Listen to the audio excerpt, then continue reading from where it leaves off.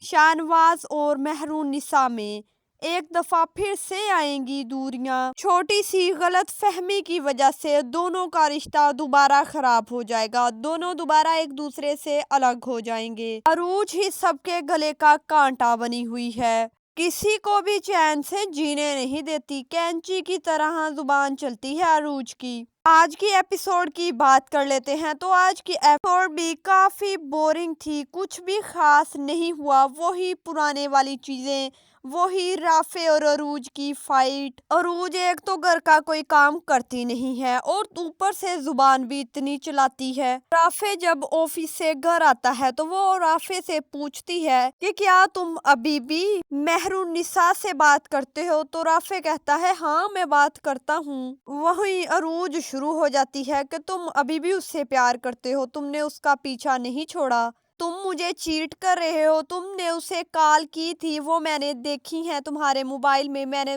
تمہارا mobile check کیا تھا۔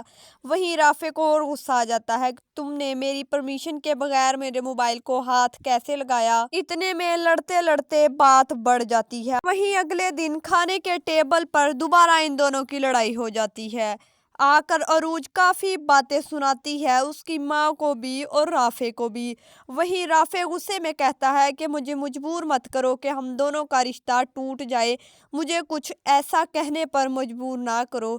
وہیں عروج بیگ اٹھاتی ہے تو اپنے گھر چلی جاتی ہے اور گھر جا کر بتاتی ہے کہ میرے ساتھ ایسا ایسا ہوا ہے، میں تو اب کبھی بھی واپس نہیں جاؤں گی۔ اور اگلی ایپیسوڈ میں یہ سب کچھ شاہنواز کو بتائے گی، جس کی وجہ سے مہرونِسا اور شاہنواز میں دوبارہ سے دوریاں پیدا ہو جائیں گی۔ اور وہیں سمن شاہ، جس کی مینٹلی حالت بہت زیادہ خراب تھی، مینٹلی طور پر وہ اس چیز کو ایکسیپٹ کرنے کے لیے تیار ہی نہیں تھی کہ زین شاہ کی ڈیتھ ہو چکی ہے۔ اور پھر شاہنواز شاہ نے یہ فیصلہ کیا کہ وہ سمن شاہ یعنی اپنی ماں کو اپنی خالہ کے گھر باہر والے ممالک میں بھیج دے گا۔ زین شاہ کے قاتل کا پتہ کرنے کی بھی بھرپور کوشش کر رہا ہے۔ ایک آدمی تک تو شاہنواز شاہ پہنچ چکا ہے اور بہت جلد اسے پتہ چل جائے گا کہ اس کے ماموں نے یہ سب کچھ کروایا ہے، اس کے اپنے لوگوں نے اس کے بھائی کو مروایا ہے۔ پھر دیکھنے والا ہوگا کہ آخر زین شاہ کا بدلہ شاہنواز شاہ کیسے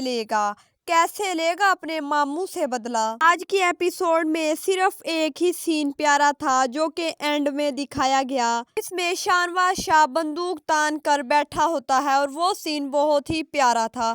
اور پوری ایپیسوڈ میں کچھ بھی خاص نہیں تھا، وہی پرانی چیزیں، وہی پرانی چک چک۔ ڈرامے کی سٹوری تو آلموسٹ ختم ہو چکی ہے، کچھ بھی باقی نہیں بچا، لیکن پھر بھی ڈرامے کو کھینچا جا رہا ہے۔ 50+ تو ایپیسوڈ ہوں گی، اس کے بعد ہی ڈرامہ اینڈنگ کی طرف بڑھے گا، اتنی دیر تک ڈرامے کی ایپیسوڈ کو ایسے ہی کھینچا جائے گا، اب کوئی بھی سٹوری واپس نہیں بچی ہے۔ یہ عروج رافع کا چکر پتہ نہیں بیچ میں کہاں سے آ گیا، پہلے یہ سب کچھ ڈسکس ہو چکا ہے، یہ باتیں ختم ہو چکی ہیں، اب دوبارہ سے ان چیزوں کو ریپیٹ کرنے کی کیا ہی ضرورت تھی۔ اگر کوئی ڈرامہ ہٹ ہو جائے تو اس کو برباد کرنا تو پاکستانی ڈراموں کا ہنر ہے۔ میرے دل کو ہی دیکھ لو، اس کی کوئی سٹوری نہیں تھی لیکن پھر بھی اتنی ایپیسوڈ بنائی اور اتنی گالیاں بھی کھائیں لوگوں سے۔ آپ لوگوں کی اس بارے میں کیا رائے ہے وہ بھی آپ مجھے کومنٹ سیکشن میں بتائیے گا۔ فی الحال کے لیے اتنا ہی، نیکسٹ ایپیسوڈ کا بھی میں آپ لوگوں کو ریویو دوں گی تو میرے ساتھ جڑے رہیے۔